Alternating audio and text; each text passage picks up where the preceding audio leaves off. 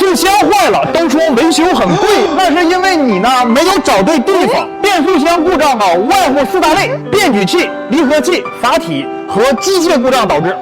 一、抖动，一般呢与变矩器有关。小油门啊，车子在40码、60码的时候，整个车开起来啊有嘚抖的情况。二、冲击顿挫，基本上就是阀体或电磁阀问题。三、打滑，一般是离合器磨损、间隙过大导致，在车辆开起来之后啊，有这种空转、空油门，车跑不起来的现象。